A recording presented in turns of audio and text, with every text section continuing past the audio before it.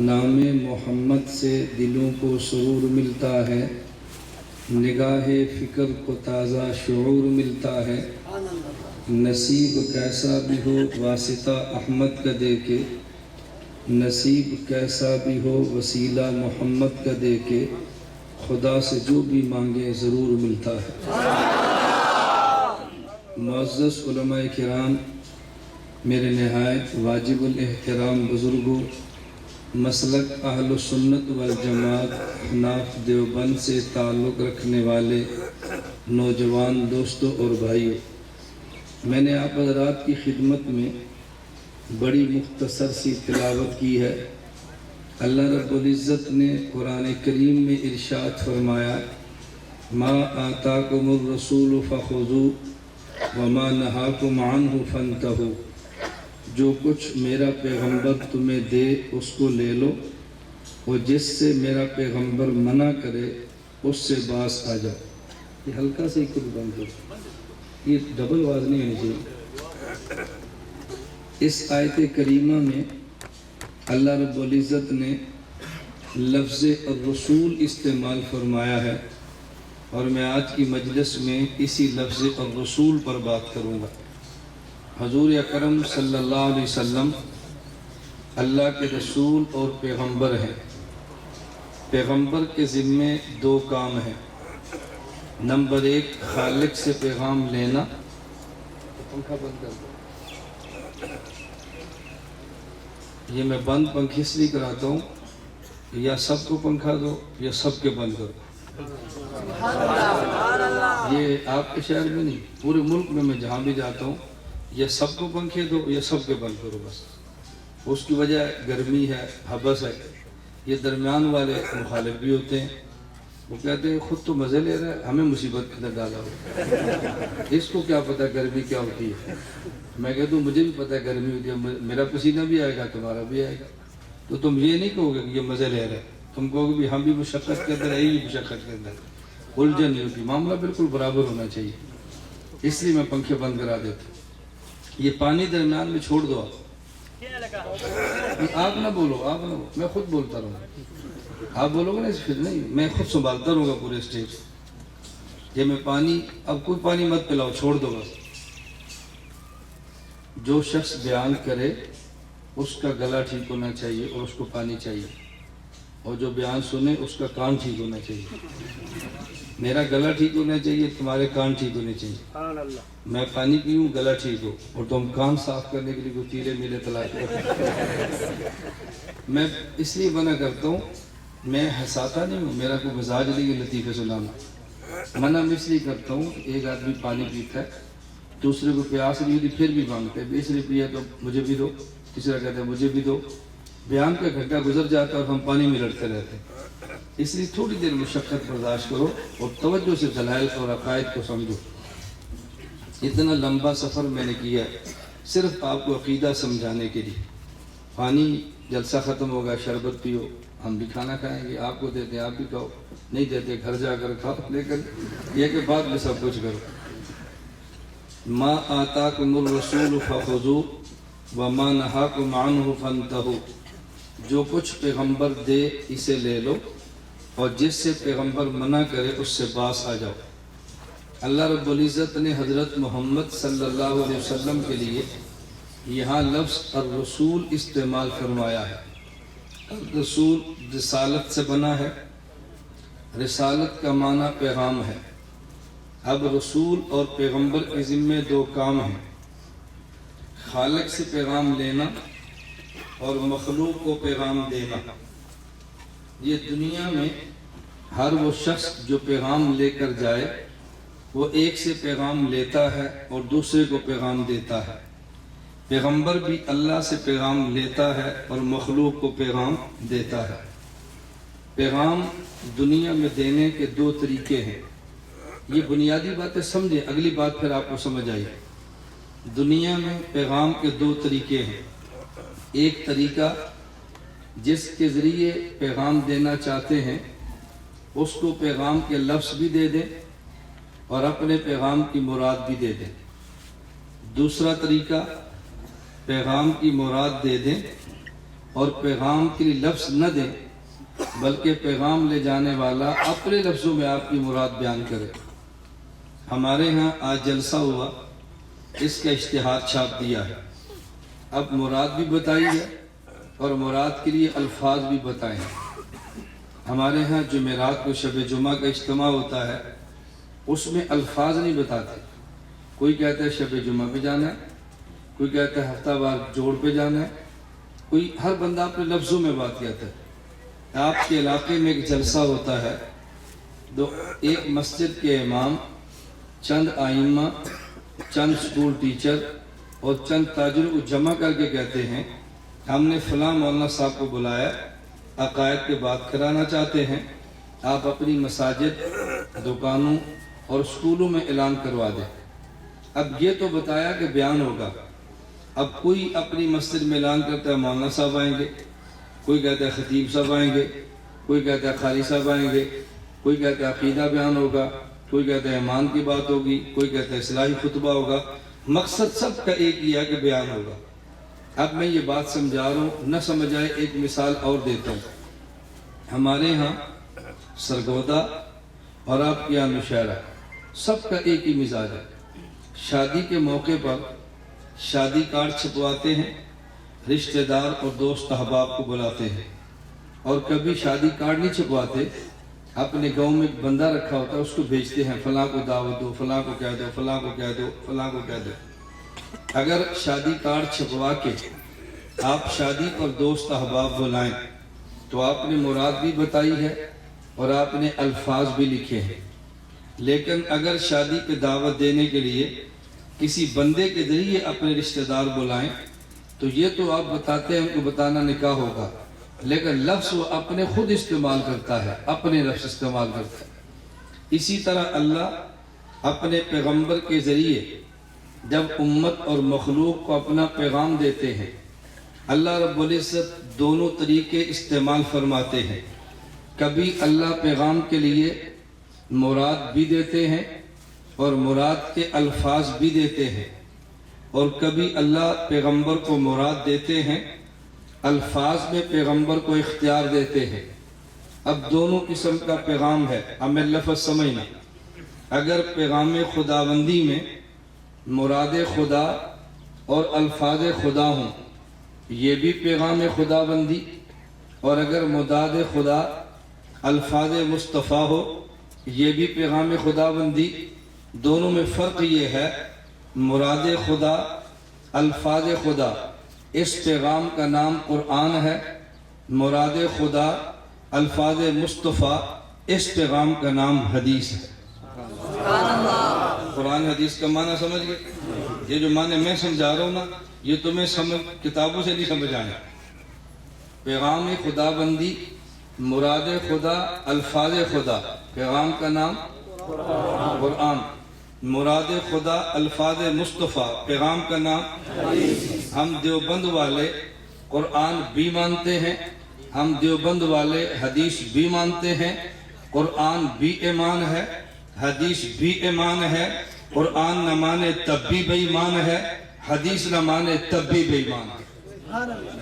ہم قرآن بھی مانتے ہیں، حدیث بولو، قرآن بھی مانتے ہیں، حدیث۔ یہ میں بات اس لیے کہہ رہا ہوں کہ دنیا میں لوگ ہمیں نہیں سنتے، ہمارے بارے میں سنتے ہیں، ہمیں نہیں سنتے، ہمارے بارے میں سنتے ہیں۔ دونوں میں کتنا فرق ہوتا ہے؟ آدمی کسی کو سنے اور کسی کے بارے میں سنے۔ اللہ کے نبی حضرت محمد صلی اللہ علیہ وسلم مکہ مکرمہ میں موجود ہیں۔ ایک بوڑھی عورت مکہ سے جا رہی ہے، حضور پاک نے پوچھا کہ امی جان کہاں جا رہی ہو؟ بوڑھی ماں نے کہا مکہ چھوڑ کے جا رہی ہیں۔ اللہ کے نبی نے اس کی گٹھڑی سر پہ اٹھا لی، جہاں جانا تھا چھوڑنے کے لیے چلے گئے۔ جب وہاں پہنچایا تو بوڑھی اماں نے خوش ہو کر کہا کہ بیٹا تو نے میرے اوپر بڑی، میں اس کے بدلے میں تجھے ایک اچھی بات بتاتی ہوں۔ اماں جی اچھی بات کیا؟ کہ مکہ میں محمد کے قریب نہ جانا، مکہ میں رہو تو محمد کے قریب نہ جانا۔ حضور پاک صلی اللہ علیہ وسلم نے پوچھا، جس کو سمجھانے کے لیے میں اپنے الفاظ استعمال کر رہا ہوں، اماں جی آپ نے محمد کو سنا ہے یا محمد کے بارے میں سنا ہے؟ آپ نے محمد کو خود سنا ہے یا محمد کے بارے میں سنا؟ کہ بیٹا محمد کو تو نہیں سنا، محمد کے بارے میں سنا ہے۔ فرمایا اگر اجازت ہو تو آپ محمد کو بھی سن سکتی ہو، میں بتاؤں تو محمد ہے؟ میں محمد ہوں۔ تو جب محمد کے بارے میں سنا تو مکہ چھوڑ کے جا رہی تھی، جب حضرت محمد کو سنا تو واپس مکہ آ رہی تھی۔ تو آپ نے مجھے نہیں سنا، میرے بارے میں سنا ہے، مولانا ایسا ہے، مولانا ایسا ہے، مولانا ایسا ہے۔ میرے بیان کے بعد آپ بتانا کوئی لڑائی ہوتی ہے یا نہیں، پھر دیکھنا میں توڑتا ہوں یا جوڑتا ہوں۔ ہم جمعیت والے ہیں، خانقاہوں والے ہیں، تبلیغی جماعت والے ہیں، ہمارا کام امت کو جوڑنا ہے یا توڑنا؟ تو پہلے سن تو لو، پھر دیکھنا میں جوڑنے کے لیے آئے یا توڑنے کے لیے آئے۔ تو لوگ یہ افواہیں اس لیے پھیلاتے ہیں کہ لوگ اس کو سنیں نہ۔ یہی مکہ مکرمہ میں فضا تھی کہ مشرکین نے اپنے بندے چھوڑے ہوتے تھے کہ سنیں نہ، جو سن لیتا پھر وہ کہیں نہیں جاتا تھا۔ حضرت امام اعظم ابو حنیفہ رحمۃ اللہ علیہ، امام اعظم ابو حنیفہ کوفہ سے چلے مدینہ آئے۔ حضرت امام ابو حنیفہ کی امام باقر سے ملاقات ہوئی، سلام کیا، انہوں نے خوش ہو کر جواب نہیں دیا۔ امام صاحب نے پوچھا حضرت خیریت تو ہے؟ آپ نے خوش ہو کر جواب نہیں دیا، پر ہم نے کچھ سنا ہے۔ تو امام صاحب نے پوچھا کہ مجھے سنا ہے یا میرے بارے میں سنا ہے؟ کہا تجھے تو نہیں سنا، تیرے بارے میں سنا ہے۔ فرمایا جی آپ نے میرے بارے میں سنا، اب مجھے سنو۔ میں آپ نے میرے بارے میں کیا سنا ہے؟ کیا تیرے بارے میں سنا کہ تو قیاس عقل کو لیتا ہے اور حدیث کو چھوڑ دیتا ہے، قیاس عقل کو لیتا ہے، قرآن کو چھوڑ دیتا ہے۔ یہی پروپیگنڈا ہے لیڈیسوں کا ہے نا، کہ قرآن کو چھوڑ دیتے ہیں، حدیث کو چھوڑ دیتے ہیں، قیاس کو لیتے ہیں۔ امام ابو حنیفہ فرمانے لگے اچھا دیکھیں، اگر کوئی بندہ فوت ہو جائے، اس کی بیٹی بھی ہو اور بیٹا بھی ہو، میری عقل کہتی ہے بیٹی کو دگنا مال دو، بیٹے کو 1 گنا دو، کیوں؟ بیٹا طاقتور ہے کما لے گا، بیٹی کمزور ہے کہاں سے کمائے گی؟ لیکن آپ کے نانا کا ارشاد ہے کہ بیٹے کو 2 گنا اور بیٹی کو 1 گنا۔ میں نے عقل اور قیاس چھوڑ دی ہے اللہ کے نبی کے فرمانے پہ۔ انہوں نے کہا جی میرا دوسرا سوال، عورت اپنے ہر مہینے کے مخصوص دنوں میں نماز نہیں پڑھتی، رمضان ہو تو روزہ بھی نہیں رکھتی۔ اب میری عقل یہ بات کہتی ہے کہ بعد میں عورت نمازیں قضا کرے، روزہ قضا نہ کرے، چونکہ نماز روزے سے اہم ہے۔ لیکن اللہ کے نبی آپ کے نانا جی کا ارشاد ہے کہ نماز قضا نہ کرے، ماہواری کے دنوں کی روزے رکھے۔ تو میں نے اپنی عقل چھوڑ دی ہے آپ کے نانے کی وجہ سے۔ حضرت امام باقر اٹھے اور ماتھا چوم لیا۔ ابو حنیفہ تو ٹھیک کہتا ہے، تیرے بارے میں سنا تھا، تجھے نہیں سنا تھا۔ میں بھی کہتا ہوں نشہرہ والوں، آپ نے مجھے نہیں سنا، میرے بارے میں سنا تھا۔ ہم کہتے ہیں آج مجھے سنو، اور جو پروپیگنڈے کرتے ہیں، کبھی اشتہار پھاڑتے ہیں، کبھی پمفلٹ تقسیم کرتے ہیں، کبھی باتیں کرتے ہیں، بھئی ہمیں سنو، گلا ہو تو پھر بتانا۔ نہ ہم تمہیں گالی دیتے ہیں، نہ ہم تمہیں برا کہتے ہیں، نہ تمہارے اوپر کیچڑ ڈالتے ہیں، نہ آپ کے بزرگوں کی پگڑیاں اتارتے ہیں، لیکن اپنے بزرگوں کی پگڑیوں کا دفاع تو کرتے ہیں نا۔ کسی کی پگڑیاں اتارنا اور ہے، اپنے اکابر کی پگڑیوں کی حفاظت کرنا یہ اور ہے۔ ہم کسی کے بزرگوں کی پگڑیاں نہیں اتارتے، لیکن اپنے اکابر کی پگڑیوں کا تحفظ کرنا جانتے ہیں، اور ہم کریں گے انشاءاللہ۔ ہم کسی کے اشتہار نہیں پھاڑتے، لیکن اپنے اشتہار بچانا بھی جانتے ہیں۔ ہم کسی پر الزام نہیں لگاتے، لیکن اپنے اوپر آنے والے الزام کا دفاع کرنا بھی جانتے ہیں۔ تو یہ کتنی مثبت گفتگو ہے۔ اب توجہ رکھنا، مراد خدا الفاظ خدا، پیغام کا نام قرآن، مراد خدا الفاظ مصطفیٰ، پیغام کا نام حدیث۔ ہم دیوبند والے قرآن بھی مانتے ہیں، ہم دیوبند والے حدیث بھی مانتے ہیں۔ اب میں عقائد بیان کرتا ہوں، اس پہ قرآن حدیث سنتے جانا۔ حضرت آدم علی نبینا وعلیہ الصلوۃ والسلام بھول گئے، آپ نے بھولنے کی خطا کی ہے، اللہ رب العزت کی طرف سے ڈانٹ پڑی ہے۔ حضرت آدم نے دعا مانگی، ربنا ظلمنا انفسنا وان لم تغفر لنا وترحمنا لنکونن من الخاسرین، اور یہ دعا قرآن میں ہے۔ اللہ سے دعا مانگی اور کسی کا وسیلہ نہیں دیا، بغیر وسیلے کے دعا مانگی، اور حدیث پاک میں ہے حضرت آدم نے اللہ سے دعا مانگی. حضرت عمر بن خطاب رضی اللہ عنہ فرماتے ہیں لما اقترف آدم الخطیہ، حضرت آدم نے اپنی خطا بھولنے والی کا اعتراف کیا اور اللہ سے دعا مانگی اللہم انی اسألک بحق محمد لما غفرت لی، اے اللہ میں حضرت محمد کا وسیلہ دے کر آپ سے دعا مانگتا ہوں میری خطا کو معاف کر دیجئے. اللہ رب العزت نے پوچھا کیف عرفت محمدًا ولم اخلقہ، میں نے ابھی تک محمد صلی اللہ علیہ وسلم کو پیدا نہیں کیا، اے آدم آپ نے پہچانا کیسے ہے؟ حضرت آدم علیہ السلام نے عرض کیا لما خلقتنی بیدک، اے اللہ جب آپ نے مجھے پیدا فرمایا ونفخت فی من روحک، میرے بدن میں آپ نے روح کو ڈالا، رفعت راسی، میں نے سر اٹھایا، رأیت علی قوائم العرش مکتوبہ، میں نے عرش معلیٰ پہ لکھا ہوا دیکھا لا الہ الا اللہ محمد الرسول اللہ، عرفتنی انک لم تضف الی اسمک الا احب الخلق الیک، میں نے اسی وقت پہچان لیا آپ اپنے نام کے ساتھ اسی کا نام لکھتے ہیں جو پوری مخلوق میں آپ کو زیادہ محبوب ہے. اللہ نے فرمایا صدقت یا آدم، آدم تو نے بالکل سچ کہا، آدم تو نے سچ کہا، سألتنی بحق محمد قد غفرت لک، تو نے میرے محمد کا وسیلہ دے کر دعا مانگی تو میں نے تجھ کو معاف کر دیا ہے. اب حدیث پاک میں آدم کی دعا وسیلے کے ساتھ ہے، قرآن کریم میں دعا وسیلے کے بغیر ہے.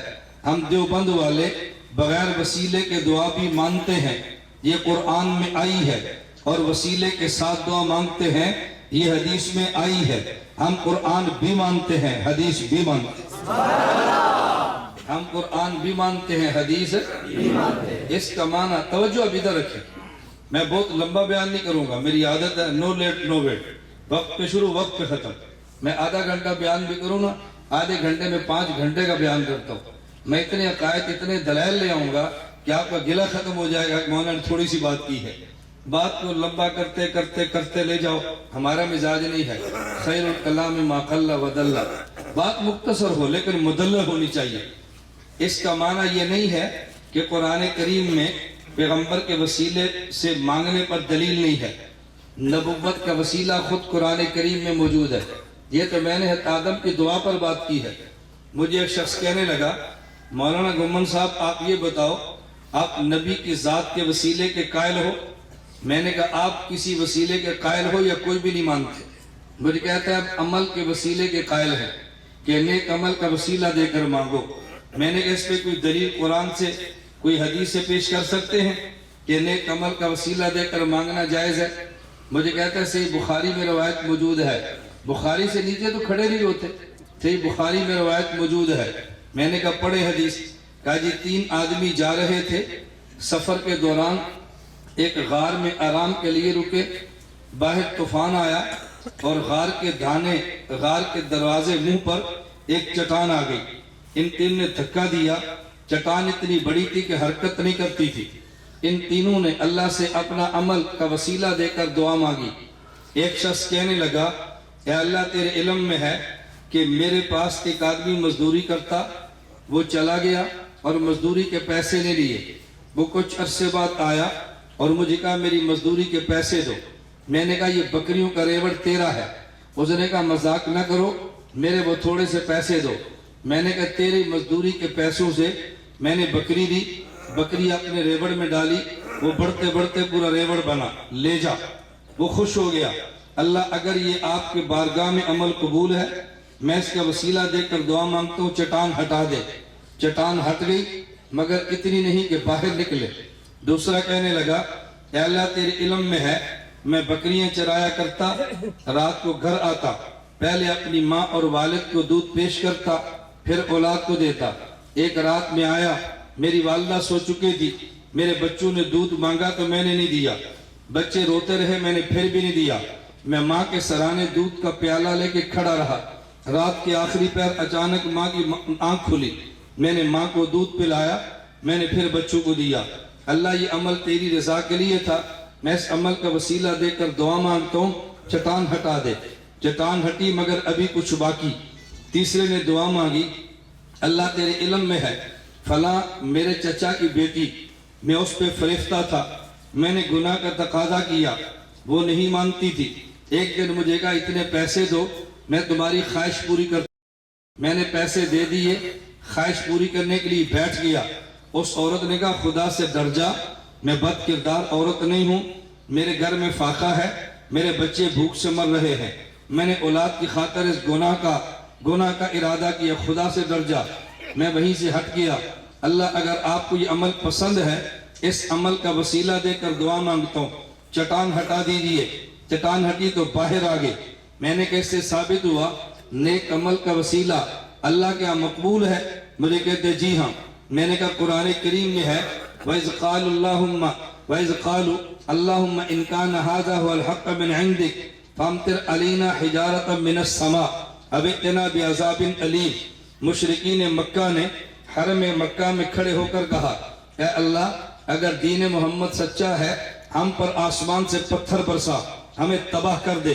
ان کو ہلاک ہو جانا چاہیے تھا، دین محمد سچا ہے، لیکن خدا نے ان کو ہلاک نہیں کیا، اور ہلاک نہ کرنے کی وجہ بتائی ما کان اللہ لیعذبہم وانت فیہم، میرے پیغمبر ان کو ہلاک اس لیے نہیں کرتا ان میں آپ کی ذات موجود ہے۔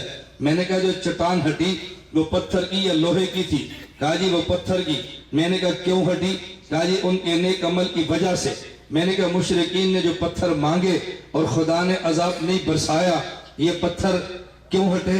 کہا جی پیغمبر کی ذات کی وجہ سے تھا۔ میں نے کہا پھر بخاری سے ثابت ہوا کہ نیک عمل کی وجہ سے پتھر کی چٹان ٹلی ہے، اور قرآن سے ثابت ہوا پیغمبر کی ذات کی وجہ سے پتھر کا عذاب ہٹا ہے۔ پہلے قرآن ہے، پھر نبی کا فرمان ہے، پیغمبر کی ذات کا وسیلہ یہ قرآن میں ہے، نیک عمل کا وسیلہ نبی کے فرمان میں۔ ہم دیوبند والے قرآن بھی مانتے ہیں، اور ہم دیوبند والے نبی کا فرمان بھی مانتے ہیں۔ ان سے پوچھو قرآن پہلے یا حدیث پہلے، کیا جواب دیں گے؟ بولتے جاؤ کیا جواب دیں گے؟ تو نبی کی ذات کا وسیلہ کہاں سے ثابت، اور عمل کا وسیلہ کہاں سے ثابت؟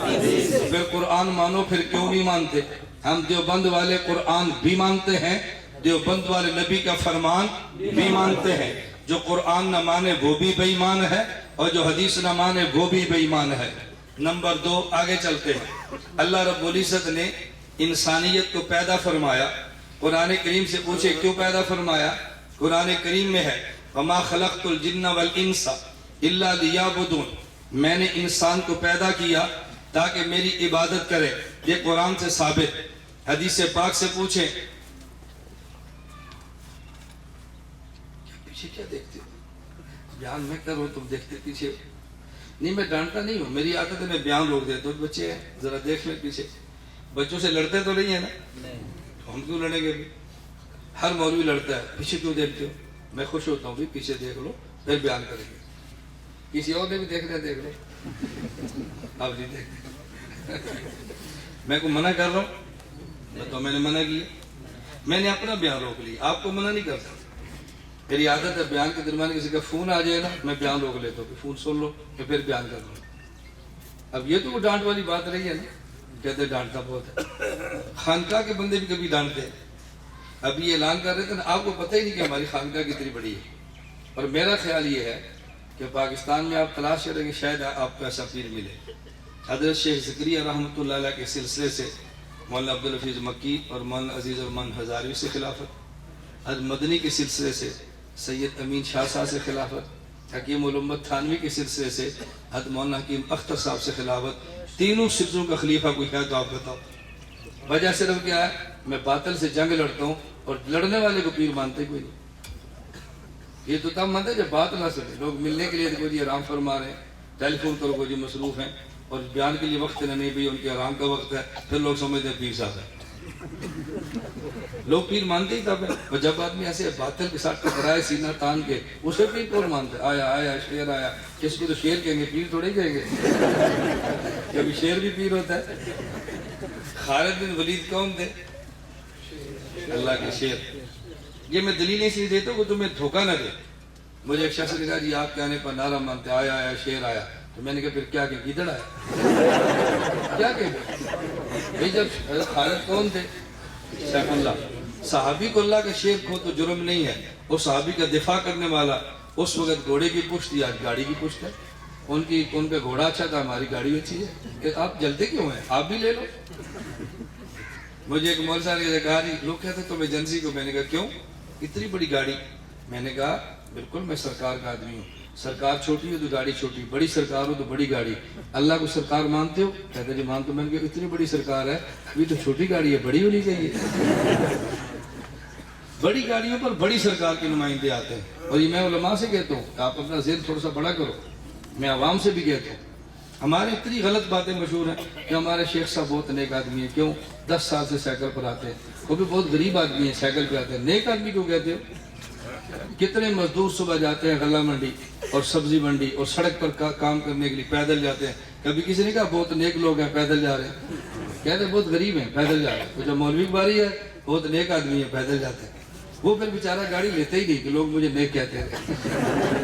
ہم کہتے بھی ہمیں گاڑیاں اور لے کر دو، کہو بہت برا آدمی ہے، کہتے رہو گاڑی اچھی لے کر دو۔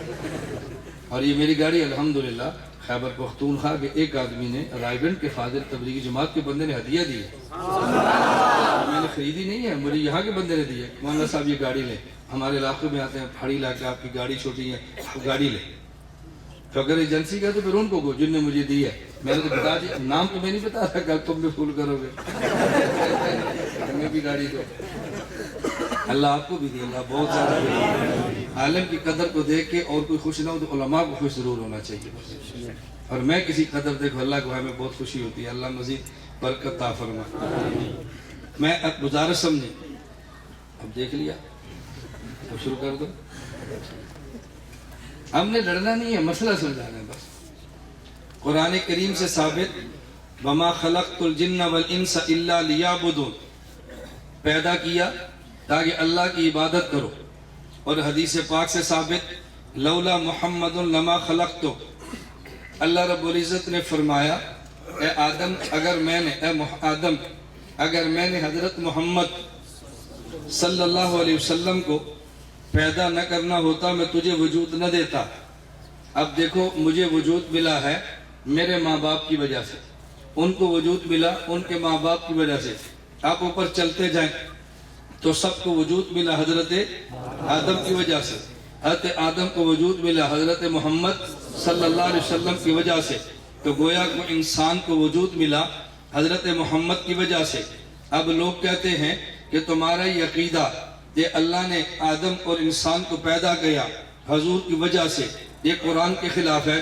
میں نے کہا نہیں، پہلے بات سمجھ لو، قرآن کریم سے ثابت ہوا انسان کو پیدا کیا عبادت کی وجہ سے، حدیث سے پتہ چلا انسان کو پیدا کیا حضرت محمد صلی اللہ علیہ وسلم کی وجہ سے۔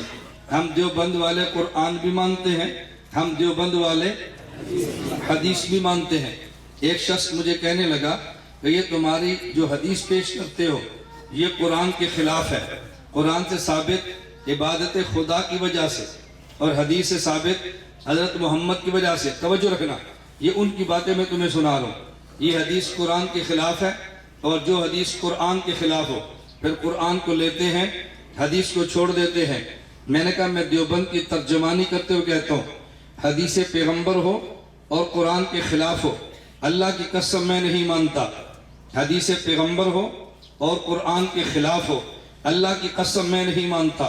یہ ہو سکتا ہے حدیث پیغمبر قرآن کے خلاف نہ ہو لیکن قرآن کے خلاف نظر آئے، اور یہ یاد رکھنا جب حدیث پیغمبر قرآن کے خلاف نہ ہو لیکن قرآن کے خلاف نظر آئے تو اہل نظر سے نظر کا علاج کرواؤ، تمہیں قرآن کے خلاف نظر بھی نہیں آئے گی۔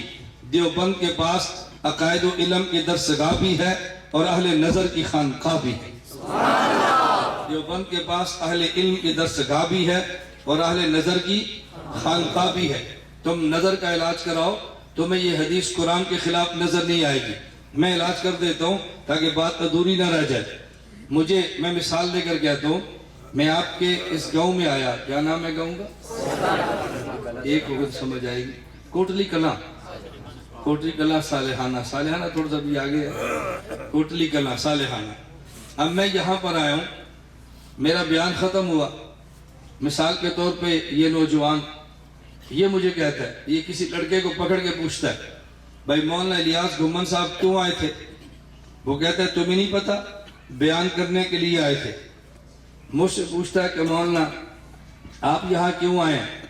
میں نے کہا بھی میرا کسی سے اور تو تعارف نہیں ہے، مجھے مولانا سعد اللہ نے دعوت دی ہے، مولانا خیستہ رحمان نے دعوت دی ہے، میرے شاگرد ہیں، میں ان پہ اعتماد کرتا ہوں، میرے مرید ہیں، بیعت کا مجھ سے تعلق ہے، مجھے بلایا تو میں آ گیا۔ اب یہ لڑکا کہتا ہے دیکھو ہم نے اس سے پوچھا کیوں آئے تو کہتا ہے بیان کرنا تھا، مولانا الیاس گھمن سے پوچھا کیوں آئے تو کہتا ہے مجھے انہوں نے دعوت دی ہے، مولانا کچھ اور کہتے ہیں اور یہ کچھ اور کہتا ہے۔ میں نے خسر پسر سنی تو میں نے بلا لیا، بھئی کیا مسئلہ ہے؟ اس نے کہا یہ کہتا ہے بیان کے لیے آئے ہیں اور آپ ملی اس لیے آیا۔ میں نے کہا بیٹا دونوں میں اختلاف نہیں ہے۔ جب آپ نے اس نوجوان سے پوچھا کہ مولانا کیوں آئے ہیں، اس نے میرے آنے کا مقصد بیان کیا جو کہ بیان کرنا ہے۔ مجھ سے پوچھا کیوں آئے ہیں، میں نے آنے کا سبب بیان کیا جو کہ میرا میزبان ہے، اگر بیان نہ کرنا ہوتا تب بھی نہ آتا، مجھے کوئی میزبان دعوت نہ دیتا میں تب بھی نہ آتا۔ میرے آنے کا مقصد وہ بیان ہے اور میرے آنے کا سبب میرا میزبان ہے۔ مقصد اور ہوتا ہے، سبب اور ہوتا ہے۔ ہم نے قرآن سے پوچھا انسان کی پیدائش کا مقصد کیا ہے، قرآن کہتا ہے لیعبدون، عبادت خدا ہے۔ ہم نے پیغمبر کے فرمان سے پوچھا انسان کی پیدائش کا سبب کیا ہے، ہمیں پتہ چلا لولا محمد لما خلقتم، آمد مصطفیٰ ہے، اللہ نے انسان کو پیدا کیا، اس کا مقصد عبادت خدا ہے اور اس کا سبب آمد مصطفیٰ ہے۔ مقصد کا ذکر قرآن میں ہے اور سبب کا ذکر نبی کے فرمان میں۔ ہم قرآن بھی مانتے ہیں، حدیث بھی مانتے ہیں۔ اب بتاؤ حدیث قرآن کے خلاف ہے؟ نہیں۔ بھئی تمہیں اگر خلاف نظر آتی ہے تو ہم سے تو پوچھو، ہم سے پوچھے نہیں فتوی مارنا شروع کر دیتے۔ عقیدہ ہمارا ہے، ہم سے پوچھے بغیر ہم پہ فتوی کیوں لگاتے ہو؟ یہ دنیا میں کتنی بڑی بددیانتی ہے کہ جس بندے کا مسئلہ ہو اس سے پوچھے بغیر اس کے خلاف باتیں شروع کر دے۔ میں پاکستان نہیں پوری دنیا میں جاتا ہوں، میں کہتا ہوں مجھ پر اعتراض ہے تو مجھ سے بات کرو، مجھ سے اعتراض کیے بغیر کبھی پوفلٹ چھپ لے، کبھی اشتہار چھپ لے، کبھی میسج چل رہا ہے اور مجھ سے کوئی بات کرنے کے لیے تیار ہی نہیں۔ یہ عجیب بات ہے۔ اللہ ہمیں یہ بات سمجھنے کی توفیق عطا فرمائے۔ تو ہم قرآن بھی مانتے ہیں، حدیث بھی، بولو قرآن بھی مانتے ہیں، حدیث بھی ہم مانتے ہیں۔ آگے چلیے، قرآن کریم سے ثابت وَاعْبُدْ رَبَّكَ حَتَّىٰ يَأْتِيَكَ الْيَقِينُ، پیغمبر عبادت کرتے ہیں دنیا میں نبی نماز پڑھتا ہے، اس کا ذکر قرآن میں ہے۔ اللہ نے نبی کو حکم دیا ہے وَاعْبُدْ رَبَّكَ حَتَّىٰ يَأْتِيَكَ الْيَقِينُ، اے پیغمبر صلی اللہ علیہ وسلم آپ موت تک نمازیں پڑھیے۔ پیغمبر وفات کے بعد قبر میں بھی نماز پڑھتے ہیں۔ حدیث پاک میں ہے الانبیاء احیاء فی قبورہم یصلون، نبی زندہ ہیں اور قبر میں نماز پڑھتے ہیں۔ توجہ رکھنا، ہم نے پیغمبر کی دنیا والی نماز مانی ہے، وہ قرآن میں آ گیا ہے۔ ہم نے پیغمبر کی قبر والی نماز مانی ہے، وہ حدیث کے اندر آ گیا۔ ہم دیوبند والے قرآن بھی مانتے ہیں، ہم دیوبند والے حدیث بھی مانتے ہیں۔ اب ایک بندہ کہنے لگا دیکھو یہ جو آپ حدیث پڑھتے ہو یہ تو قرآن کے خلاف ہے، اور جو حدیث قرآن کے خلاف ہو وہ حدیث کبھی نہیں مانتے۔ کتنا آسان سا نسخہ گھڑا ہوا ہے کہ حدیث قرآن کے خلاف ہو، حدیث نہیں مانتے، یہ بھی قرآن کے خلاف، یہ بھی قرآن کے خلاف۔ میں نے کہا قرآن کے خلاف کیسے ہے؟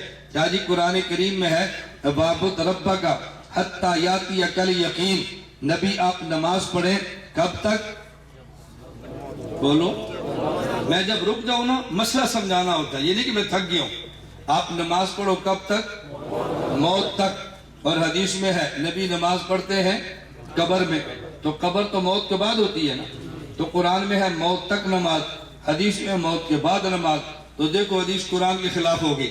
میں نے کہا جواب اچھی طرح سمجھنا، جب رمضان کا روزہ رکھے تو رمضان کے روزے میں جب سورج غروب ہو جائے بوقت افطار کھاتے بھی ہیں اور پیتے بھی ہیں، اور اس کھانے اور پینے پر ثواب ملتا ہے یا نہیں؟ بولتے جاؤ۔ اور اگر کھانا اور پینا موجود ہو، سورج غروب ہو جائے اور پھر بھی نہ کھائے اور نہ پیے، گناہ ملے گا یا نہیں؟ ملے گا۔ کیوں روزہ لمبا کر رہا ہے؟ روزہ ختم ہو گیا۔ اب وقت افطار کھانا اور پینا موجود ہو ثواب، نہ موجود ہو پھر بھی نہ کھائیں تو یہ عذاب۔ اب ایسا کام جس کے کرنے پہ ثواب ملتا ہو اور جس کے کرنے پہ نہ کرنے پہ عذاب ملتا ہو، اسے شریعت میں کہتے ہیں یہ امر تکلیفی ہے۔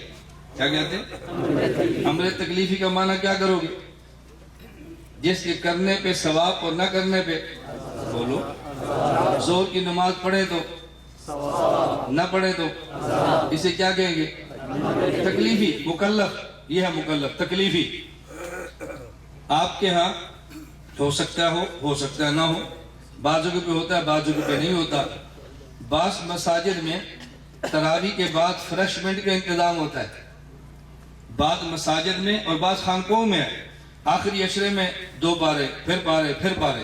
جب 4 پارے پڑھیں گے چائے پی لو، 4 تراویح پڑھی پانی پی لو۔ اب ایسے ہوتا ہے نا بہت ساری جگہوں پہ 4 تراویح لمبی پڑھتے ہیں، پھر جب وقفہ آتا ہے دسترخوان لگ جاتا ہے، چائے پی لو، پھر 4 پڑھی پھر چائے پی لو، پھر چائے پڑھی پھر اور چیز پی لو۔ مجھے آپ بتاؤ، یہ تراویح کے بعد جو فریشمنٹ ہے، چائے، کولڈ ڈرنک یا آپ آئس کریم کھائیں، اس کے کھانے پہ ثواب ہے؟ کسی حدیث میں فضیلت ہے اس پہ؟ اور نہ کھائیں تو عذاب ہوگا۔ تو اس کھانے کو آپ کیا کہیں گے؟ اس کہتے ہیں تلذذی۔ کیا کہتے ہیں؟ کھائیں تو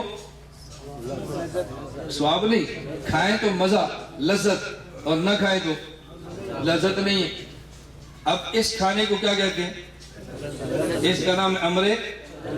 اب بات سمجھو، جس کے کرنے پر ثواب نہ کرنے پر عذاب، یہ امر تکلیفی، اور جس کے کرنے پر لذت اور نہ کرنے پر لذت نہیں، اس کا نام امر تلذذی۔ حکیم علومت مولانا اشرف علی تھانوی فرماتے ہیں نماز کی 2 قسمیں ہیں، ایک نماز تکلیفی ہے، ایک نماز تلذذی ہے۔ یہ دنیا کی نماز تکلیفی ہے، پڑھے تو ثواب ملتا ہے، نہ پڑھے تو عذاب ملتا ہے۔ اور قبر کی نماز یہ نماز تلذذی ہے، پڑھے تو مزہ آتا ہے، نہ پڑھے تو مزہ نہیں آتا۔ باب ربک میں قرآن نے جس نماز کی بات کی ہے یہ نماز تکلیفی ہے، اور حدیث پاک میں احیان فی قبورہم یصلون جس نماز کی بات کی ہے وہ امر تلذذی ہے۔ قرآن میں نماز اور ہے، حدیث میں نماز اور ہے۔ قرآن میں نماز اور حدیث میں نماز اور ہے، دونوں میں فرق ہے۔ وہ اب نماز تکلیفی ہے اور یہ نماز تلذذی ہے۔ اب یہ مولوی سمجھیں گے در تناقض حشت وحدت شرط دا وحدت موضوع و محمول و مکان، ایسے ہی ہے نا۔ اب تناقض کیسے ہوگا؟ یہ عوام نہ سمجھے، فرق نہیں پڑتا، بس مولوی سمجھے۔ بعض باتیں علماء کو سمجھانی ہے، یہ بھی اللہ کے بندے پروپیگنڈے کا شکار ہو جاتے ہیں کہ مدرس نہیں ہے، کتابیں نہیں آتی، بس خطیب آدمی ہے۔ عجیب بات ہے، عقیدے کی بحثیں چھیڑ رہا ہے اور مدرس آدمی نہیں ہے، کیسی دھوکے کی بات۔ پروپیگنڈا کوئی کرتا ہے، ہمارے علماء اس میں شریک ہو جاتے ہیں۔ اللہ میں بات سمجھنے کی توفیق عطا فرمائے۔ اور یہ پروپیگنڈا کیا جاتا ہے۔ اس پر میں نے ایک لڑکا دیکھا بہاول نگر کا، کالج کا تھا، ہمارے مرکز میں آیا کچھ دن کے لیے۔ ہم نے کالج کے لڑکوں کے لیے اپنے یہاں ترتیب بنائی ہے، ہر انگریزی ماہ کی پہلی جمعرات مغرب پڑھیں، جمعہ ہفتہ اتوار 9 بجے واپس آئیں، بستر اپنا ساتھ لائیں، 3 دن کا کورس کریں۔ کالج کے لڑکے، تاجر، ٹیچر، علماء کے لیے 1 سال، طلباء کے لیے 12 دن شعبان میں، اور عوام کے لیے پورا مہینہ جب چاہے آئیں، 3 دن کا کورس کریں۔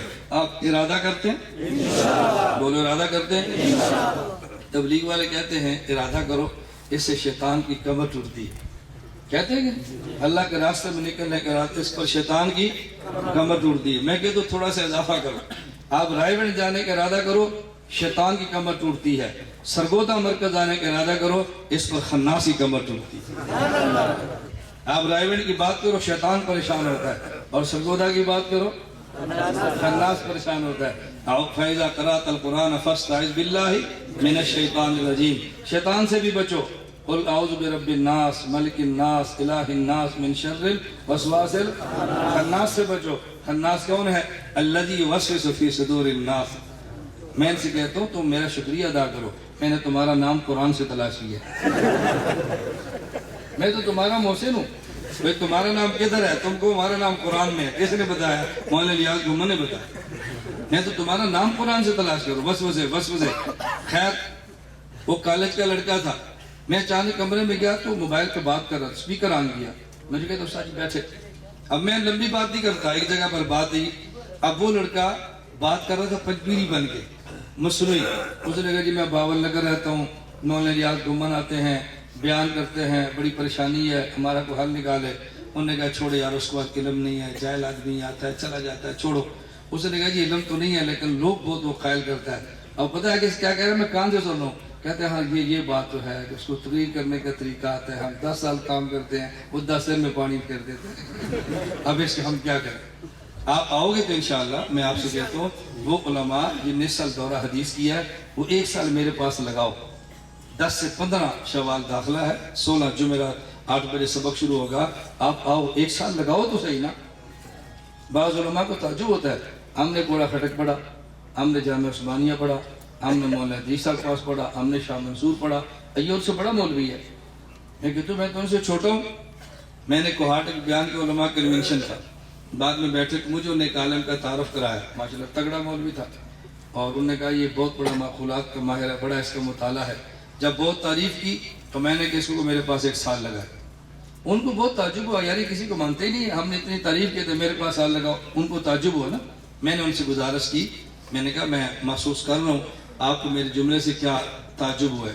میں آپ سے پوچھتا ہوں, آپ کا نوجوان پہلے بادام کھاتا ہو, مقویات کھاتا ہو, مغزیات کھاتا ہو اور اغنیات استعمال کرتا ہو, طاقت سے پھٹ رہا ہو, اور آپ کے گھر کوئی مہمان آئے, بوڑھا سا ہو, کمزور ہو, آپ اس کے سامنے یہ بات کرو ہمارا بیٹا بہت طاقت والا ہے, اور وہ کہتا ہے مجھے کچھ دن کے لیے دو, میں اس کو لڑنے کے گر سکھاؤں, تو میں اس کمزور پر اعتراض ہوگا؟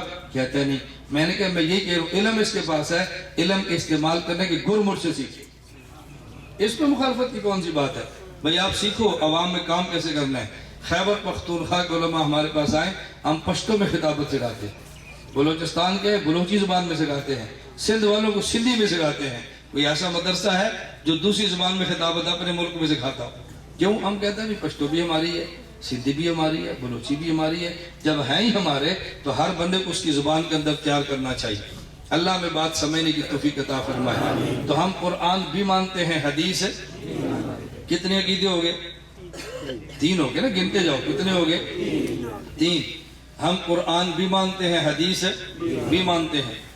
جب اللہ کے راستے میں مجاہد جاتا ہے, لڑتا ہوا شہید ہو جاتا ہے, اس کے جسم پہ گولی لگتی ہے, وہ قتل ہو گیا, قرآن کہتا ہے بل احیاء, یہ زندہ ہے, اس کو مردہ نہیں کہنا. اب بندے کے ذہن میں سوال آتا ہے, اللہ یہ صرف جسم نہیں گیا, اس کے اندر روح بھی تھی. یہ جسم تو زندہ آپ نے بتا دیا, روح مر گئی ہے, روح زندہ ہے, روح کہاں پر ہے؟ حدیث پاک میں ہے, صحیح مسلم میں, اللہ کے نبی نے ارشاد فرمایا ارواحهم فی جیوف طیر خضر لها قنادیل معلقۃ بالعرش تسرح من الجنت حیث تشاء. اس کی روح نکلتی ہے, سبت پرندے کی پوٹ میں ہے, وہ قندیل میں ہے, قندیل اللہ کے عرش سے لٹکی ہے, یہ جنت میں جہاں چاہے سیر کرتی ہے. اب قرآن نے بتایا شہید کا بدن زندہ ہے, حدیث نے بتایا شہید کی روح زندہ ہے. تو ہم نے جسم شہید کو زندہ مانا قرآن کی وجہ سے, اور روح کو زندہ مانا حدیث کی وجہ سے. جو روح کو زندہ نہ مانے وہ حدیث کا منکر ہے, اور جو جسم کو زندہ نہ مانے وہ قرآن کا منکر ہے. اب آپ فیصلہ کرو قرآن کو مانتا کون ہے, کون نہیں مانتا؟ دیوبند والوں نے شہید کے جسم کو زندہ مانا, قرآن میں آیا ہے. شہید کی روح کو زندہ مانا, پیغمبر کے فرمان میں آیا ہے. ہم قرآن بھی مانتے ہیں, حدیث بھی مانتے ہیں. قرآن کریم میں ہے, قرآن کریم میں ہے, اللہ 22ویں پارے کے شروع میں اللہ نے فیصلہ فرمایا لیُذْهِبَ عَنْکُمُ الرِّجْسَ أَهْلَ الْبَیْتِ وَیُطَہِّرَکُمْ تَطْہِیرًا. میرے پیغمبر آپ کے اہل بیت کو ہم گناہوں سے محفوظ رکھیں گے, ہم آپ کے اہل بیت کو نجاست سے دور رکھیں گے, نجاست ان کے قریب نہیں آنے دے گی. اہل بیت کو قرآن کریم نے فرمایا. اب یہ اہل بیت کون ہیں؟ پیچھے پیغمبر کی بیویوں کا ذکر ہے, یا اہل بیت سے مراد پیغمبر کی بیویاں؟ حدیث پاک میں ہے رسول اللہ صلی اللہ علیہ وسلم تشریف فرماتے, حضرت علی آئے, آپ نے چادر کے نیچے لیا, حضرت زہرا آئی, چادر کے نیچے لیا, حسن و حسین آئے, چادر کے نیچے لیا. اللہ کے نبی نے عرض کیا اللہم ہؤلاء اہل بیتی فاذب عنہم الرجس وطہرہم تطہیرا. اللہ یہ علی اور زہرا, یہ حسنین, یہ میری بیٹی اور داماد, یہ سب اہل بیت میں ہے, اللہ انہیں بھی پاک رکھنا. اب ہم کہتے ہیں پیغمبر کی بیویاں اہل بیت ہے، یہ قرآن میں آیا ہے. پیغمبر کی بیٹیاں داماد اہل بیت ہے، یہ نبی کے فرمان میں آیا ہے. جو پیغمبر کی بیٹیوں اور داماد کو اہل بیت نہ مانے وہ حدیث کا انکار کرتا ہے، اور جو پیغمبر کی بیویوں کا اہل بیت نہ مانے وہ قرآن کا انکار کرتا ہے. ہم دیوبند والے قرآن بھی مانتے ہیں، حدیث بھی مانتے ہیں. کتنے عقیدے ہو گئے؟ الٹی آپ نے شروع کر دی. اتنی گرمی تھی، اب تو بڑا اچھا موسم ہے. کتنے عقیدے ہو گئے؟ ذرا گن لو پھر میں آخری عقیدہ بیان کر کے آپ سے اجازت سنوں گا. کتنے عقیدے ہو گئے؟ 5. نمبر 1 جی، وسیلے کے ساتھ آدم کی دعا حدیث میں. یوں چلے، وسیلے کے بغیر رہتے آدم کی دعا قرآن میں، اور وسیلے کے ساتھ دعا حدیث میں. انسان کی پیدائش کا مقصد عبادت خدا قرآن میں، پیدائش کا سبب آمد مصطفیٰ حدیث میں. نمبر 3 پیغمبر کی دنیا والی نماز قرآن میں، پیغمبر کی قبر والی نماز حدیث میں. شہید کا جسم زندہ قرآن میں، شہید کی روح زندہ حدیث پاک میں. نمبر 5 پیغمبر کی بیویاں اہل بیت قرآن میں، پیغمبر کی اولاد اہل بیت حدیث میں. ہم قرآن بھی مانتے ہیں، حدیث بھی مانتے ہیں. میں آخری ایک بات کہتا ہوں، علماء دیوبند کا عقیدہ اللہ کے پیغمبر نے اللہ کی ذات کو دیکھا ہے. اللہ کے پیغمبر نے اللہ کی ذات کو صلی اللہ علیہ وسلم. حدیث موجود ہے حضرت انس سے، عبداللہ بن عباس سے رضی اللہ عنہما، ان محمدًا قد رأى ربہ، اللہ کے نبی نے، توجہ رکھنا، اللہ کو دیکھا ہے. اب ایک شخص فوراً کہے گا، آپ کو بھی کہیں گے، مجھے کہا یہ دیوبند کا عقیدہ قرآن کے خلاف ہے. قرآن کریم میں ہے لا تدرک الابصار وہو یدرک الابصار وہو اللطیف الخبیر. کوئی آنکھ بھی اللہ کو نہیں دیکھ سکتی، اللہ ساری آنکھوں کو دیکھتے ہیں. کیا جب قرآن کہتا ہے کوئی آنکھ بھی اللہ کو نہیں دیکھ سکتی تو حضور نے کیسے دیکھا؟ لہذا یہ حدیث قرآن کے خلاف ہے، ہم نہیں مانتے. میں نے کہا ہم خانقاہ والے، ہم تبلیغ والے، ہم جمعیت والے، ہم بد دعا نہیں دیتے. میں تجھے دعا دیتا ہوں اللہ تجھے ہدایت دے اور ہدایت کے بعد جنت میں جگہ دے. مجھے کہتے ہیں آمین. میں نے کہا تو جب جنت میں جائے گا تو اللہ کو دیکھے گا؟ اس نے کہا جی دیکھوں گا. میں نے کہا کہاں لکھا ہے؟ کہتے ہیں ترمذی شریف کی حدیث میں ہے کہ اہل جنت اللہ کو دیکھیں گے. میں نے کہا میں اس کو نہیں مانتا. مجھے کہتے ہیں کیوں؟ میں نے کہا یہ حدیث قرآن کے خلاف ہے. جب قرآن کہتا ہے کوئی آنکھ نہیں دیکھ سکتی تو کیسے دیکھے گا؟ فوراً کہنے لگا کہ یہ جو قرآن کی آیت میں ہے کوئی آنکھ اللہ کو نہیں دیکھ سکتی، اس آیت کا معنی یہ ہے زمین پہ رہتے ہوئے نہیں دیکھ سکتی، میں تو جنت میں جا کے دیکھوں گا. میں نے کہا ہم نے کب کہا؟ ہمارے نبی نے زمین پہ دیکھا، ہم بھی تو کہتے ہیں عرش پہ جا کے دیکھا.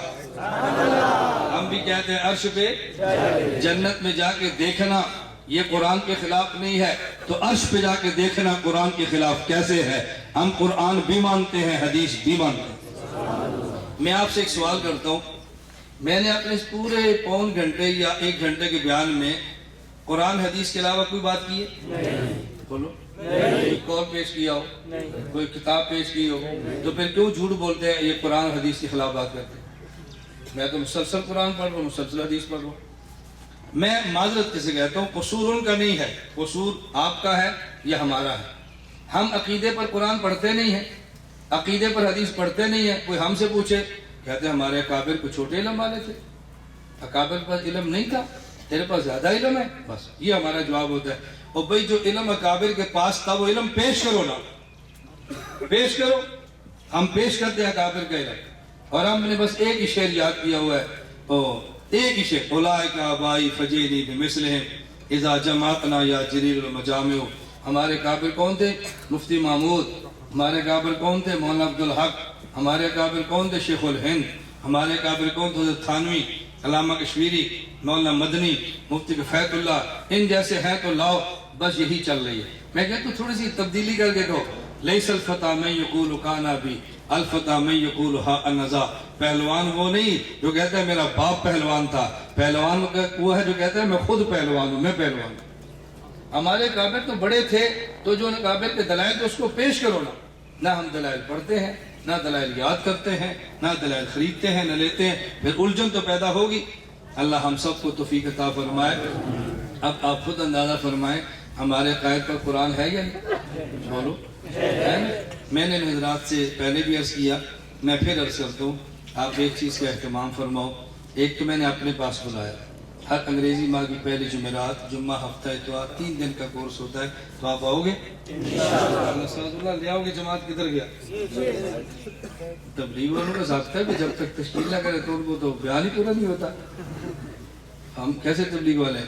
آپ آؤ گے نا بھی انشاءاللہ؟ طلباء سے میں نے کہا وفاق کے امتحان ختم ہو، 12 دن کا دورہ ہوتا ہے، ابھی سے نیت کریں، اور جو حضرات یہاں جن اس سال دورہ کیا ہے وہ 1 سال ہمارے پاس لگائیں۔ یہ تو ہے میں آپ کو اپنے پاس دعوت دے رہا ہوں، اور میں اپنے پاس آتا ہوں۔ میں نے مولانا خیصہ سے بھی کہا، مولانا سعد سے بھی کہتا ہوں، بھئی آپ نوشہرہ میں ایک جگہ پر علماء اکٹھے کرو، 1 گھنٹے کا بیان نہ ہو، مجھے اس میں 4-5 گھنٹے بولنے دو، تاکہ ہم عقائد پر دلائل پیش کریں۔ میں آتا ہوں، اب وقت تو آپ نے نکالنا ہے نا۔ ہمارے اکابر کی کتاب ہے المحنت، کیا نام ہے؟ اگر آپ علماء مجھے وقت دیں تو میں 1 دن میں 4 گھنٹے میں المحنت پوری آپ کو پڑھا دیتا ہوں۔ اس میں جتنے عقائد موجود ہیں اس میں دلائل نہیں ہے، میں دلائل کے ساتھ انشاءاللہ پیش کر دوں گا۔ یہ کام تو مشکل نہیں ہے، چلو آپ نہ ہو مجھے بلا، نہ میں آپ سے کھانے کا تقاضا کرتا ہوں، نہ آپ سے گاڑی کا تقاضا کرتا ہوں، نہ آپ سے پروٹوکول کا تقاضا کرتا ہوں، بغیر تقاضے کے وقت آپ دے دیں، 4-5 گھنٹے 1 دن، 8 بجے شروع کریں ظہر تک، ہم انشاءاللہ پوری المحنت پڑھا دیں گے۔ آپ اس میں آ جائیں گے، اس لیے کہ پھر صرف علماء ہو، باقی لوگ نہ ہو، کیونکہ باقی لوگ بات سمجھ نہیں آنی، دلائل چلنے ہیں، علماء پڑھیں تو علماء آگے اپنے اپنے، اس کا بے حد فائدہ ہوگا۔ اللہ مجھے بھی توفیق دے، اللہ آپ کو بھی توفیق دے۔ آپ میں سے وہ لوگ جو واٹس ایپ کا استعمال کرتے ہیں وہ ایک نمبر لکھ لیں، ایک نمبر، اور واٹس ایپ پہ آپ کو روزانہ 8 منٹ 5 منٹ 6 منٹ کا بیان گھر بیٹھے بیٹھے بغیر 1 روپیہ خرچ کیے مل جائے گا۔ 0304 610 9956 9956 0304 610 9956 آخر میں 56 شفق، یہ آخر میں تھوڑی تھوڑی میں کچھ تو آتی ہے، اتنی آتی ہے کہ پھنس جائے تو کھانا شانا لینا پڑے، کوئی رستہ پوچھنا پڑے، وہ آتی ہے۔ میں ساتھی کو بتایا کرتا ہوں، میں تو تبلیغ سے وقت لگاتا ہوں۔ ہم جب پختور علاقے میں جاتے ہم دعوت دیتے تھے، منگر ٹول کلمہ ولی لا الہ الا اللہ محمد رسول پتی کلمہ کے اللہ سے وعدہ کری داستا حکم نہ منو، نبی صلی اللہ پترے کی باندھے بزو بدی دمارا کٹ محنت پکار دے دے محنت والا بجماعت خبر کے گیتا سراشا۔ اب ظاہر ہے آپ پنجابی اردو توڑتے ہیں، کوئی ٹوٹ تو لفظ جاتے ہی ہیں، لیکن بات تو سمجھ آ جاتی ہے نا، تو یہ مولانا صاحب کیا کہتے ہیں، سمجھ تو آ جاتی ہے۔ ایسا امام جس کا مسلک معلوم نہ ہو، کبھی بریلوی، کبھی فلاں، کبھی فلاں، ایسے امام کے پیچھے نمازیں نہیں پڑھنی چاہیے۔ امام بالکل معلوم العقیدہ ہونا چاہیے۔ بعض لوگ ایسے ہوتے ہیں ہر کسی کو خوش کرتے ہیں، نہ ادھر کے نہ ادھر کے، ان سے بچیں۔ عقیدہ بالکل صاف ہونا چاہیے۔ ہماری توجہ رکھیں، ہماری جماعت کا نام ہے عالمی اتحاد اہل سنت والجماعت۔ کیا نام ہے؟ ہم نہ کسی بد عقیدہ کی سٹیج پہ جاتے ہیں، نہ کسی بد عقیدہ کی سٹیج پر آتے ہیں۔ ہماری خواہش ہے قیامت کے دن بھی اللہ ہمیں خالص لوگوں کے ساتھ رکھے، بس دنیا میں ہم نے الگ ہو گئے ان سے، اللہ قیامت کو آپ ہمیں ان سے الگ کر دو، بس ہمیں خالص لوگ چاہیے۔ معلوم العقیدہ بندہ ضروری ہے۔ بعض لوگ چکر چلاتے ہیں، اصل عقیدہ اور ہوتا ہے، خوش کرنے کے لیے۔ اب مثلا کوئی یہاں بندہ ہوگا، پکوڑا پھٹک بھی جائے گا، حضرت کو بھی ملے گا، ادھر ہاتھ بھی چومے گا، اور اندرون خانہ ان سے رابطے بھی رکھے گا۔ یہ بہت ایسے فاسد العقیدہ سے بچنا چاہیے۔ تکبیر تحریمہ کا معنی یہ ہے کہ جب آپ نماز کے لیے کھڑے ہو جائیں، اللہ کے ساتھ بات کرنی جائز، غیر اللہ کے علاوہ سب سے بات کرنی حرام، یہ ہے تکبیر تحریمہ۔ مماتی پنجپیری لوگ عوام کو بیکار ہے کہ تبلیغی جماعت صرف فضائل اعمال کو مانتے ہیں، قرآن کو نہیں مانتے۔ تو فضائل اعمال میں تو ساری حدیثیں ہی ہیں۔ فضائل اعمال میں کیا ہے؟ حدیثیں ہیں۔ صحابہ کی بات کیا ہے، تو یہ کہہ دو کہ تبلیغ والے حدیث کی بات کرتے ہیں اور صحابہ کی بات کرتے ہیں، ہم صحابہ بھی نہیں مانتے، حدیث بھی نہیں مانتے، یہ کہو نا بھائی، یہ کہو، جھوٹ کیوں بولتے ہو، غلط بات کیوں پھیلاتے ہو؟ اللہ ہم سب کی حفاظت فرمائے۔ تبلیغ والے قرآن پہلے مانتے ہیں، پھر حدیث مانتے ہیں، اور یہ تبلیغی جماعت کا یہ نصاب ہے، اور نصاب ہر جماعت اپنی ترتیب پر بناتی جس پر کوئی اعتراض نہیں ہوتا۔ جاوید غامدی کے بارے میں کچھ کہو، جاوید غامدی گمراہ ہے، اہل سنت سے خارج ہے، اس کے بیانات سننا جائز نہیں ہے، اس کے بعض عقائد کفر تک پہنچے ہوئے ہیں، اللہ حفاظت فرمائے۔ حضرت عیسیٰ علیہ السلام زندہ گئے، واپس آئیں گے، یہ عیسیٰ علیہ السلام کی موت کے قائل ہے، حیات کے قائل نہیں ہے، اور اس کا ابھی نیا کے لیے پایا کہ تراوی بھی نہیں ہے، ابھی نیا کے لیے پایا عورت کے پردہ بھی نہیں ہے، ابھی اس کا نیا کے لیے پایا کہ سود لینا حرام ہے، سود دینا جائز ہے، ابھی نیا کے لیے پایا کہ اگر بینک سے آپ سود لے کر کوئی بلڈنگ بنا لو، یہ کوئی سود نہیں، کوئی گناہ نہیں، دڑا دڑ ایسے غلط قسم کے نظریات پیش کر رہا ہے۔ اللہ ہم سب کی حفاظت فرمائے۔ وآخر دعوانا ان الحمدللہ رب العالمین۔ ذاکر نائک کیسے یہاں لوگ ذاکر نائک کو مانتے ہیں، اب تو بیچارہ خود پھنسا ہوا ہے ذاکر نائک، اب تو خود پھنسا ہوا ہے۔ ذاکر نائک سلفی اور غیر مقلد قسم کا آدمی ہے، اللہ ہم سب کی حفاظت فرمائے۔ اب مجھے نظرات نے فرمایا میں اس پر یہ جھڑکتے ہیں پھر مجھے کہتے ہیں، تو آپ میں سے وہ لوگ جو مشائخ سے بیعت کا تعلق رکھتے ہیں اپنے مشائخ سے بیعت کا تعلق رکھیں، اور آپ میں سے وہ لوگ جن کے قریب کو شیخ طریقت موجود ہیں ان سے بیعت کا تعلق رکھیں اور خانقاہی نظام میں جڑیں، اور وہ لوگ جو مسلکی کام کا جذبہ رکھتے ہیں، ہماری طرح باطل کی تردید کرنا چاہتے ہیں، تو آدمی جیسا کام کرے ویسا پیر بھی ہونا چاہیے، کام اور ہوتا ہے پیر ہوتا ہے پھر پھنس جاتا ہے۔ تو یہ کہہ رہے تھے کچھ ساتھی بیعت کرنا چاہتے ہیں، میں نے کہا ایسے ساتھی جو بیعت کا ارادہ رکھتے ہوں وہ قریب آ جائیں، اس میں زیادہ وقت نہیں لگے، اس کے فوراً بعد ہم دعا کر دیں گے، جو ساتھی بیعت والے ہیں وہ قریب آ جائیں، بیعت کرنے اس کے بعد پھر دعا شروع کریں گے، جو ساتھی ایک قریب آ جائیں۔ لا إله إلا الله لا إله إلا الله لا إله إلا الله ما لنا رب سواه لا إله